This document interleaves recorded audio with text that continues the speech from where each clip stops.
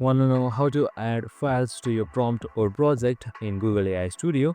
Well, no worries. In this video, I'm going to show you an easy step-by-step guide on how to do it. It's super simple, so let's get right into it. Now, first off, simply you need to open up your project or app that you had created. So for that, on the left side, just simply head towards build.